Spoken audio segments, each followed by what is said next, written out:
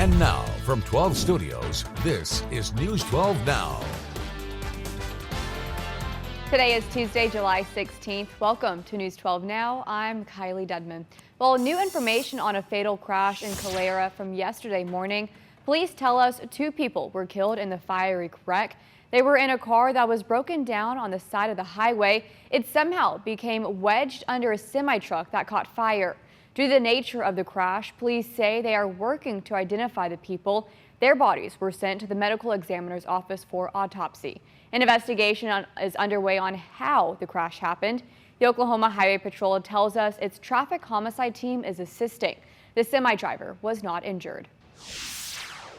A Meade man is facing a list of charges after allegedly leading officers on a crash and using his car to assault an officer and 2 others. It happened overnight Sunday on U.S. Highway 70 and West Main Street. Court documents state 40-year-old Chad Hill is charged with 3 counts of assault with a deadly weapon, endangering others while eluding, and driving under the influence of drugs. The Ardmore Police Department is looking for this man. The PD believes he is tied to a felony criminal case they are currently investigating. The man can be seen here in this photo taken around July 3rd. He was seen driving a Ford, either an Explorer or an Expedition. Now, if you recognize this individual, the police are asking you to call them for any information that you can provide. Sherman City Council has agreed to hold a special election on September 14th.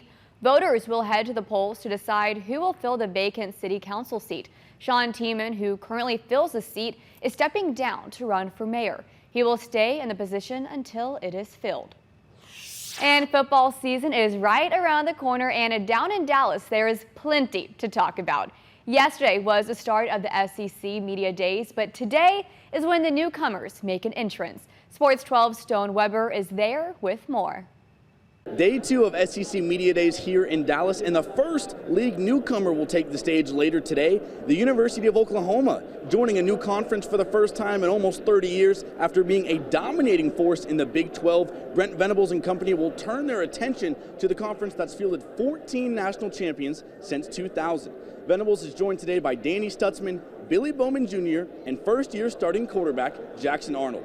Coming up at 6, we'll have a lot more from the Sooners. Reporting in Dallas, Stone Weber, News 12.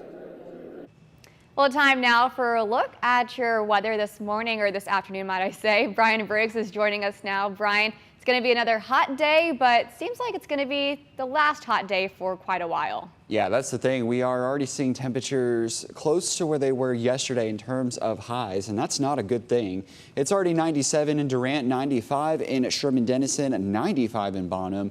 So, yeah, that's the thing. It's in the 90s. It feels even worse than that. Durant, 103, Bonham, 101, Hugo, Antlers, and Clayton there as well. So certainly grab some ice cream. Hopefully you're staying hydrated, or just stay inside and enjoy it inside, because again, trying to just mess with this heat unless you have to be outside, yeah, it's not going to be fun. But here's the thing, we don't have much of this kind of heat left to go through. One more triple-digit day ahead of us before we do see a big pattern change on the way. One with cooler temps and higher rain chances. Still tracking all that. And we'll give you the latest update coming up here in just a little bit. Until then, back to you, Kylie. All right, thank you, Brian. Well, a Kenefic man is facing several felony charges after firing multiple rounds into his estranged wife's home last Wednesday, according to officials.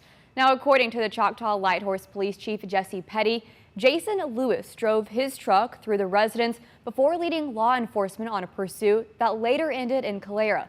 Now, we spoke with an eyewitness of the incident who lives just one house down from the victim. Take a listen to what he had to say about what he heard and what he witnessed. I thought it was firecrackers, but it was gunfire. And when he come out, it was a 12-gauge pump shotgun the guy had, and he started shooting at the house. The suspect now faces several felony charges, according to the Choctaw Tribal Police. 2 counts are shooting with an intent to kill, as the victim's 7-year-old son was inside the home as well. Well, yesterday, the Cook County Sheriff's Office announced the passing of K-9 Officer Onyx. They say Onyx suffered a medical emergency while preparing to come on duty. Onyx was taken to a vet clinic, but unfortunately passed during surgery. Onyx began working in the department in 2020 and was a valued member responsible for many narcotics arrests. Well, as the assassination attempt against former President Donald Trump failed, reaction has been swift. Local politicians are calling for unity and expressing concern after the attempted assassination. Grayson County Republican Chair Brent Lawson says violence is unacceptable. We've gone too far with the violent rhetoric, and everybody just needs to step back and focus on the real issues, and let's fight this out at the ballot box. Local Republican House Representative nominee Shelley Luther says politics is never worth someone's life. Brent Hagenbu, the Republican State Senate nominee, says he wants an investigation into how this happened as we move closer to the November general election.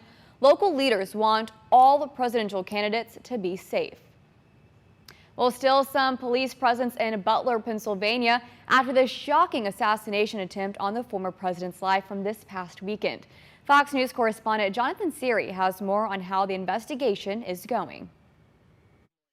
Well, Saturday's events unfolded quickly, but external and internal investigations will be looking into whether there were any missed opportunities to prevent this shooting from even occurring. A law enforcement source tells Fox News Digital a local officer took a picture of a suspicious man carrying what appeared to be a rangefinder and showed it to state police. That happened almost 30 minutes before the shooting, and citizens alerted police when they saw the gunman on the rooftop, as we saw just there, the rooftop of a nearby building that ironically was being used by a police counter sniper team.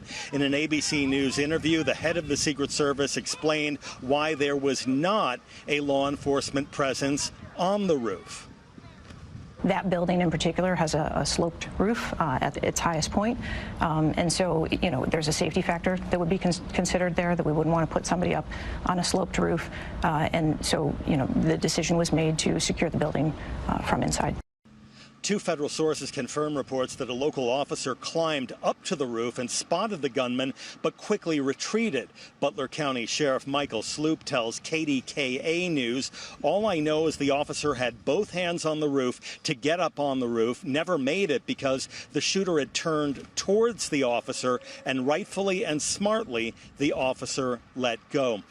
This here was the general area the shooter was operating. As you can imagine, it has been an active crime investigation scene for several days. In fact, today was the first time that we saw employees allowed to return to their work site. There is still a limited police presence. Earlier today, we saw a team of investigators return to the site with a ladder and what appeared to be building schematics. In Butler, Pennsylvania, Jonathan Siri, Fox News. Thank you for watching today's News 12 Now. Make sure to subscribe so you find out why Texoma turns to us. You can also follow us on Instagram and Facebook, where you'll see more social media exclusive content. Want more News 12 Now? Watch us live every weekday through the KXII app on your phone or TV and through our website.